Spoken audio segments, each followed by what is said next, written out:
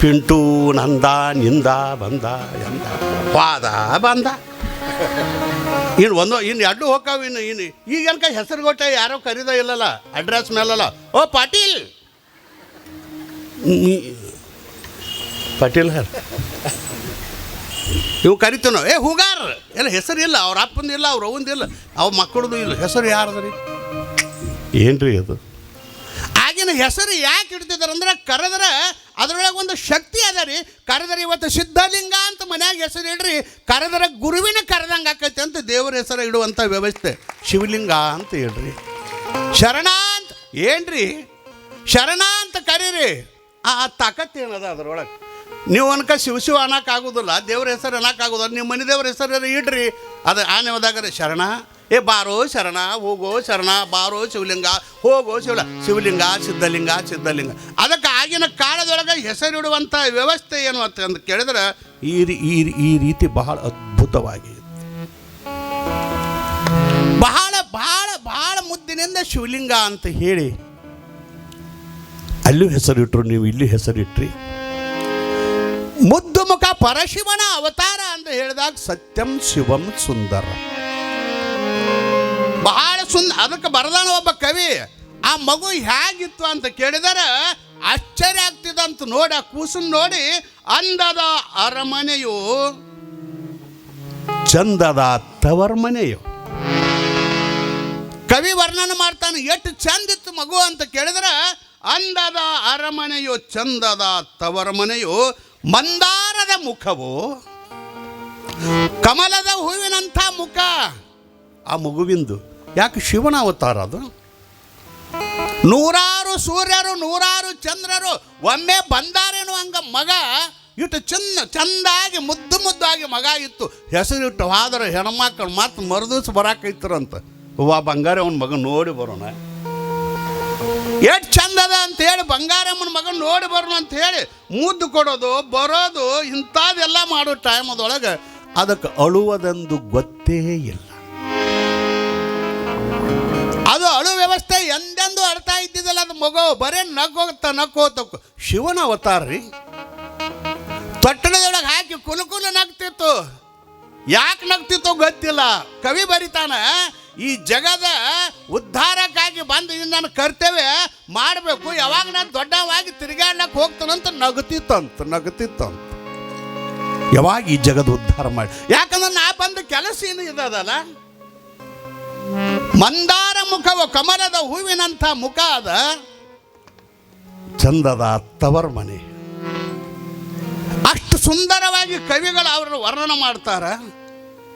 15 ದಿವಸ ಆತು, 20 ದಿವಸ ಆತು, ತಿಂಗಳಾತು, 2 ತಿಂಗಳಾತು, ಮತ್ತು 4-5 ವರ್ಷ ನಿಂದ್ರಾಕ್ ಬರೋಲ್ಲ. 15 ದಿನ ಪುರಾಣ ಮುಗಿಬೇಕಲ್ಲ, ದಿವಸಗಳು ಓಡಿಸಬೇಕು ನಾವು.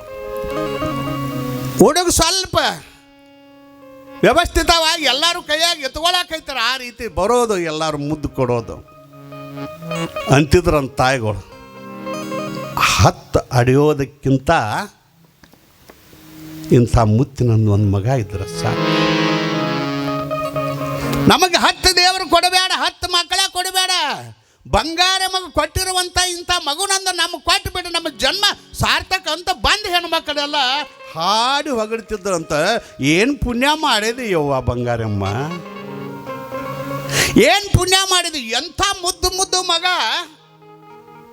ಎಲ್ಲರಿಗೂ ಖುಷಿ ಕೊಡ್ತದ. ಹಸಿವು ತೃಷಗಳ ಹಾರಿ ಹೋಗ್ತಾವ. ಅಂಥ ಮುದ್ದು ಮಗನ ಪಡೆದೆ ಅಲ್ವಾ. ಅಷ್ಟೇ ವಿನಯದಿಂದ ತಾಯಿ, ಅದೆಲ್ಲ ಅಜ್ಜನ ಆಶೀರ್ವಾದ. ಶಿವಲಿಂಗ ಅಜ್ಜನ ಆಶೀರ್ವಾದ, ಭಗವಂತನ ಪ್ರೇರಣೆ. ಜಗದ ಉದ್ಧಾರಕ್ಕಾಗಿ ಎಲ್ಲರಂಥವ ಮಗ ಅಲ್ವ ಇವ. ಜಗದ ಉದ್ಧಾರಕ್ಕಾಗಿ ನಾನಾ ಬರ್ತಾನಂತ ಅವನ ಬಂದಾನಂದಾಗ ಅವಗೇನು ಹೆಸರಿಡ್ಲ, ಅವಂಗೆಂಥದ್ದು ಒಂದು ಶಕ್ತಿ ಭಾಳ ದೊಡ್ಡದವಂತ. ಅಳೋದೊಂದು ಗೊಂತಿಲ್ಲ.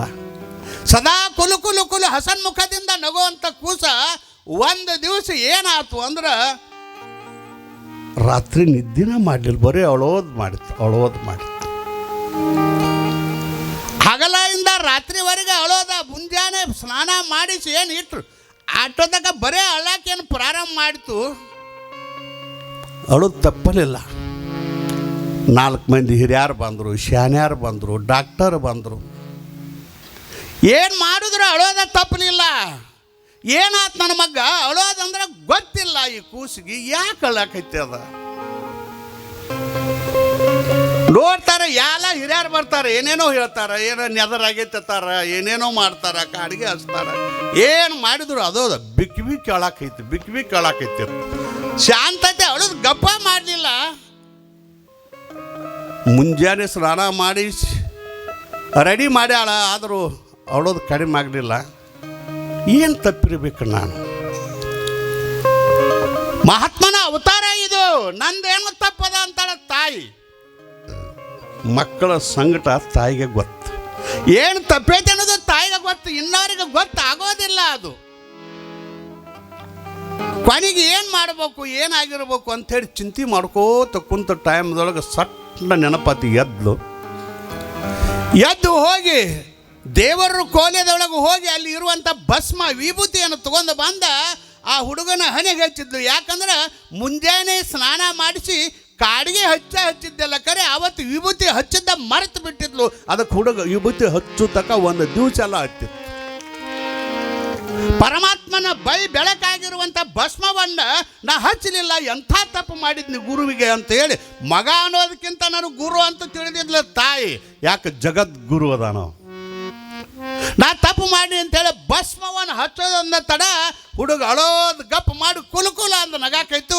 ಆಗಂತಡ ತಾಯಿ, ನಾ ಮಾಡಿದ ತಪ್ಪಿಗಾಗಿ ಮಲ್ಲಿಕಾರ್ಜುನ ಶ್ರೀಶೈಲಕ್ಕೆ ಬಂದ ನಾ ಹರಕೆ ತೀರಿಸ್ತೀನಿ ಮಗನ ಸಲುವಾಗಿ ಅಂತ ಆವತ್ತು ಆ ತಾಯಿ ಮಾತು ಕೊಡ್ತಾಳ. ಈ ರೀತಿಯಾಗಿ ಮಗ ಲೀಲೆಗಳನ್ನು ಮಾಡ್ಕೋಂತ ಹೊಟ್ಟಿದ್ದಾನ. ಹಠ ಮಾಡಿ ತಿಂಡಿಗಾಗಿ ಎಂದೂ ಏನೇನು ಕೇಳಿಲ್ಲ. ಮಗ ಸ್ವಲ್ಪ ದೊಡ್ಡದಾತು, ಬರ್ಕೋತ ಬಂದಾರ ಅವರು. ಬಿದಿಗಿಯ ಚಂದಿರನಂತೆ ಬೆಳೆಯುತ್ತಿಹುದು ಮಗು. ಹುಣ್ಣಿಮೆಯ ಚಂದ್ರನ ಆಗ ಮಗ ಬೆಳಕೋ ಅಂತ ಬಂತು. ಇಟ್ಟು ಚಂದ ಬರೀತಾರೆ. ಅಂಬೆಗ ಲಿಕ್ಕುತ್ತ ಮುಂದಕ್ಕೆ ಸರಿಯುತ್ತ ಸಾಂಬನ ಹುಡುಕುತ್ತ ಬಂದ ಕಾರ್ಯವ ನೆನೆಯುತ್ತ. ಅಂಬೆಗಾಲು ಇಟ್ಕೊಂತ ಇನ್ನೂ ಚಂದಲ್ಲ. ತೊಟ್ಲಾಗ ಹಾಕೋಕ್ಕಿಂತ ಮಕ್ಕಳು ಅಂಬೆಗಾಲ ಹಾಕಿ ಆಡಾಕೈತಿದ್ವು ಅಂದ್ರೆ ಅದರ ವೈಭವನ ಬೇರೆ. ಅದು ಅಂಬೆಗಾಲಿಕ್ಕುತ್ತ ಮುಂದಕ್ಕೆ ಹೋಗುತ್ತಾ ಸಾಂಬನ ಹುಡುಕುತ್ತ ಬಂದ ಕಾರ್ಯವ ನೆನೆಯುತ್ತಾನ. ಎದಕ್ಕೆ ಬಂದ ಅನ್ನೋದು ನೆನ್ಕೊಂತ ಹುಡುಗ. ಯಾವಾಗ ನಾ ದೊಡ್ಡ ಮಾದಿನಿ ಅಂತೇಳಿ ಆತುರತೆ ಒಳಗೆ ಶರೀರಲ್ಲ, ಅದು ಬೆಳೆಯೋದು ಲೇಟ್ ಆಗೋದಲ್ಲ. ಅದು ಟೈಮ್ ಓಡ್ಕೋಂತ ಗಾಡಿ ಜಾಡಿಸಿ ಗಾಡಿ ಒದ್ದಿತ್ತು ಅಂದ್ರೆ ಮಾಯನ್ನು ಮೀರಿ ಕರ್ಮವನ್ನು ಜಾಲವನ್ನು ಒದ್ದು ಹರಿತರು ಅಂತೇಳಿ ಚಿಕ್ಕ ಬಟ್ಟೆಯನ್ನೆಲ್ಲ ಹರಿದೋಗಿತ್ತಿದ್ದಂತ. ಮುಂದಿನ ಸೂಚನೆ ಇದು, ಮಾಯಾ ಮೋಹನ ಹರಿದೋಗಿತ್ತೀನಿ. ಈ ರೀತಿಯಾಗಿ ಮಗು ಬೆಳೀತಾ ಅದ ಕೊನೆಗಾಗಿ ಒಂದು ದಿನ ಆದರೂ ತಿಂಡಿಗಾಗಿ ಹಠ ಮಾಡಲಿಲ್ಲ. ಅದನ್ನು ಕೊಡು ಇದನ್ನು ಕೊಡು, ನಿಮ್ಮ ಹೆಂಗೆ ಓಡಾಡಕೈತೇವ ನೋಡಿ, ಮೊಬೈಲ್ ಕೊಡು ಅದನ್ನು ಕೊಡು. ಇವು ಕನಕ ಏನು ಸುಡುಗಾಡು ಕೊಟ್ಟರೆ ಸುಂದರದಲ್ಲಿ ಮೊಬೈಲ್ ಕೊಟ್ಟರೆ ಸುಮ್ಮಕ್ಕ. ಏ ತಂಗಿ ಎತ್ಕೊಂಡು ಕುಂಡ್ರೆ ಓಡಾಡ್ಸ್ಬೇಡ್ರಿ, ಅವು ಭಾಳ ಕಾಡಾಕೈತೇವ ಹಿಂದೆ ಕೂತು ಬಿಡ್ರಿ, ಡಿಸ್ಟರ್ಬ್ ಮಾಡಬೇಡ್ರಿ. ಇವು ಮಕ್ಕಳ ಇವು ಮಕ್ಕಳಲ್ಲ ಇಕ್ಕಳ. ನಿಮಗೆ ಯಾವಾಗ ಏನು ತರ್ತಾವ ನಿಮ್ಮ ಟೈಮ್ ಕೇಳಕ್ಕೆ ಬರೋದು ಹೆಂಗ್ರಿ ಗುರು? ಅವಾಗ ಏನು ಇದನ್ನು ಕೊಡೆಯವ ಅದನ್ನು ಕೊಡೆಯವ ಅಂತ ಎಂದೂ ಬೇಡಲಿಲ್ಲ. ಅವ ಆಟ ಪಾಠ ಆಡೋದಾದರೆ ಎಲ್ಲಿ ಹೋಗ್ತಿದ್ದ ಅಂತ ಕೇಳಿದ್ರೆ ಯಾವ ಹುಡುಗರು ಕೂಡ ಆಡಕ್ಕೆ ಹೋಗ್ತಿದ್ದಲ್ಲ. ಅವ ಪಟ್ಟದಾರ್ಯ ಮಠಕ್ಕೆ ಪದ ಬರ್ದಿನಿ ಅವಂತ. ವಿರಕ್ತ ಮಠ, ಪಟ್ಟದಾರ್ಯ ಮಠ. ಇನ್ನು ಅಲ್ಲಿರುವಂಥ ದೇವಸ್ಥಾನದೊಳಗೆ ಹೋಗಿ ಕುಂತ ದೇವರು ಕೂಡ ಆಟ ಆಡ್ತಿದ್ದ ಹೊರತಾಗಿ ಈ ಮಂದಿ ಕೂಡ ಯಾರು ಕೂಡ ಆಟಕ್ಕೆ ಬರ್ತಿದ್ದಿಲ್ಲ.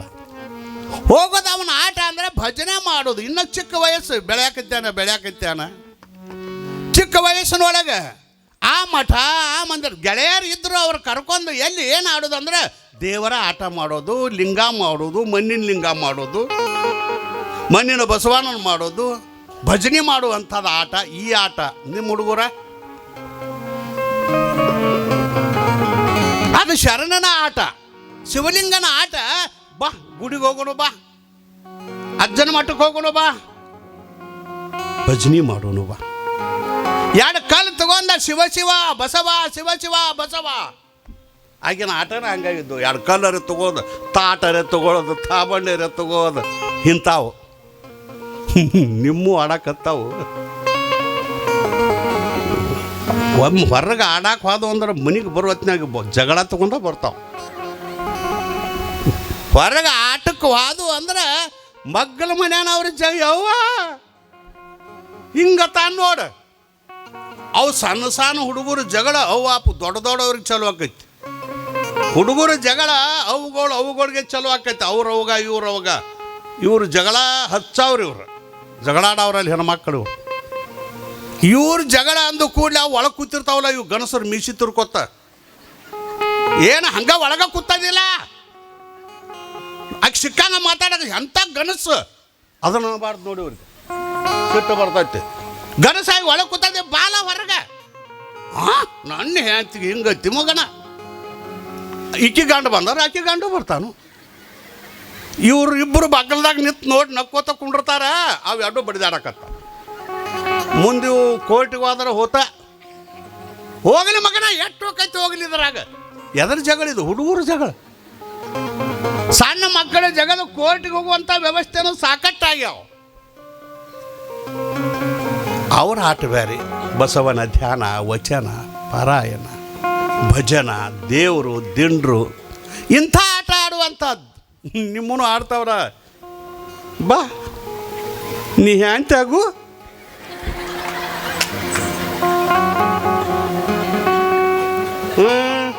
ಈಗ ಇನ್ನ ಇಟ್ಟಿಟ್ಟದಾವ ಚೋಟಿ ಆಡ್ತಾವಿಲ್ರಿ. ಬಾ ಅವು ಮದುವೆಗೆ ಅದು ಹೋಗಿರ್ತಾವ, ಕರ್ಕೊಂಡು ಹೋಗಿರ್ತಾವ, ನೋಡಿರ್ತಾವ ಅಲ್ಲಿ. ಬಾ ನಾನು ನೀನು ಗಂಡ ಅಂತೆಯಾಗಿ ಆಡೋನು. ಬಾ ರೊಟ್ಟಿ ಮಾಡೋನು. ಬಾ ಮಣ್ಣು ತೊಗೊಂಡು ರೊಟ್ಟಿ ಮಾಡಿ ರೊಟ್ಟಿ ಹೋಗಿ ಗಿಟ್ಟಿ ಹಾಕೈತಿ. ಅದು ಮದುವೆ ಮಾಡ್ಕೋತಾವ.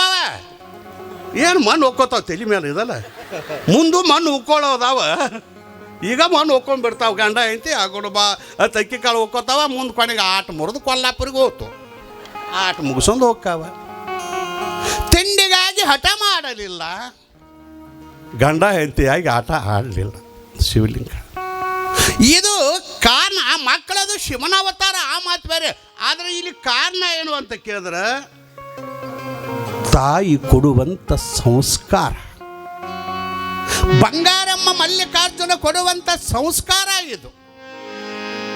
ನೋಡ್ರಿ, ನಿಮ್ಮ ಮನೆಯ ಮಕ್ಕಳು ನೋಡ್ರಿ, ಬ್ರಾಹ್ಮಣರ ಮನೆಯ ಮಕ್ಕಳು ನೋಡ್ರಿ. ನೀವು ಸಂಸ್ಕಾರ ಹೇಳ್ತಾನ. ನಿಮ್ಮ ಮನೆಯ ಮಕ್ಕಳ ನೋಡ್ರಿ, ಬ್ರಾಹ್ಮಣರ ಮನೆಯ ಮಕ್ಕಳ ನೋಡ್ರಿ. ಸಂಸ್ಕಾರ. ಅವು ಊಟಕ್ಕೆ ಅದು ಕುಂಡಿಸ್ರಿ. ಅವು ಬ್ರಾಹ್ಮಣರು ನೋಡ್ರಿಬೇಕಾರೆ ಅವ್ರ ಮನೆಗೆ ಹೋಗ್ರಿ. ಒಂದು ಮನೆ ಹಂಗೆ ಕುಂಡ್ರದಲ್ಲಿ ಸಿಕ್ಕಂಗ ನಮ್ಮ ಯಾವ ಮೂಲ್ಯಾಗಾರ ಕುಂಡ್ರ ಸಂಡಾಸದಂತಲೂ ಊಟಕ್ಕೆ ಕುಂಡಿರ್ತಾವೆ. ಇವು ಏನೇನು ಮಾಡೋದು?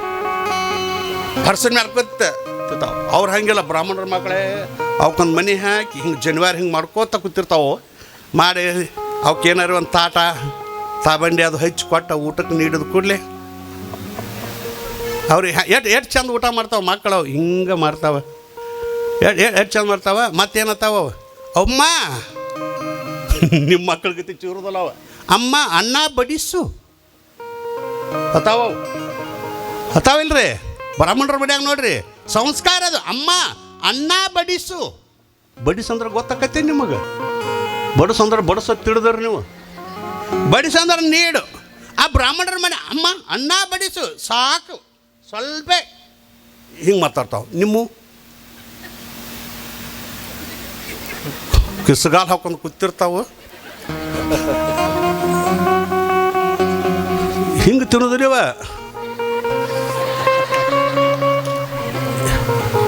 ತಿನ್ನ ನೀವು ಹಂಗ. ನೀವು ಸಂಸ್ಕಾರ ಹಂಗಲ್ಲ. ತಿನ್ನ. ಅವಕ್ಕೇನಾರು ಕೊಡೆ ಬಿತ್ತಂದ್ರೆ ತಾಟ ಹಿಡ್ಕೊಂಡು ಬರ್ತಾವ. ಯಾವ ಅಮ್ಮ ಅಲ್ಲ, ಹೊರಗೆ ಬಂದು ಬೇಡ್ಕೊಳ್ಳೋ ಬಂದಿರ್ತಾವಲ್ಲ. ಯಾವ ಕಿಚಡಿ ಹಾಕ ತಿಂತೀನಿ. ನಿಮ್ಮ ಮಕ್ಕಳು ಕಿಚಡಿ ಅನ್ನ ಬಡಿಸು ಅಲ್ಲ ಹಾಕು. ಕಿಚಡಿ ಹಾಕು ತಿಂತೀನಿ ಮಾಡ್ತೀವಿ. ಇವು ನಿಮ್ಮ ಮಕ್ಕಳು ಏನು ಸ್ವಚ್ಛ ಇರ್ತಾವ, ಬಿಡ್ತಾವ, ಹಂಗೆ ಹಿಂಗೆ ತಿಂತಾವ, ಹಂಗೆ ಕಿಸಬ ತುಂಬ್ಕೋತಾವ. ಇದು ಸೋರಾಕ್ ಹತ್ತಿರ್ತೈತೆ ಅದ್ರಾಗ. ಅದು ಶಿವ. ಮನೆಯ ಮೊದಲು ಪಾಠಶಾಲೆ, ಜನನಿ ತಾನೇ ಮೊದಲು ಗುರು. ಇದು ಸಂಸ್ಕಾರ ಕೊಡುವಂಥದ್ದು ನೀವು. ಬಂಗಾರಮ್ಮ ಮಠಕ್ಕೆ ಹೋಗು, ಅದು ಶಿವನ ಅವತಾರ ಇರಲಿ, ಆದರೆ ತಾಯಿ ಕೈಯೊಳಗೆ ಬೆಳಿಬೇಕಲ್ಲ. ತಾಯಿ ಕೊಡುವಂಥ ಸಂಸ್ಕಾರದಿಂದ ಇವತ್ತು ನಿಮಗೆ ತಂದೆ ತಾಯಿ ಹೇಳ್ತಾನೆ, ನನ್ನ ಮಕ್ಕಳ ಹಾಳಾದರು ಅಂತ ನೀವು ಯಾರೂ ಅನ್ಬೇಡ್ರಿ. ಹಾಳಾಗಬೇಕಾದ್ರೆ ನೀವ ಕಾರಣ, ಚಲೋ ಆಗಬೇಕಾದ್ರೂ ನೀವ ಕಾರಣ, ಹಾಳಾಗಬೇಕಾದ್ರೂ ನೀವ ಕಾರಣ. ಮಕ್ಕಳ ಮೇಲೆ ನಮ್ಮ ಮಕ್ಕಳು ಹಿಂಗಾದು ಅಂದ್ರೆ ಮೊದಲು ನೀವು ತಿದ್ದಿಲ್ಲ, ನೀವು ಸಂಸ್ಕಾರ ಕೊಟ್ಟಿಲ್ಲ. ಹೌದಲ್ಲ?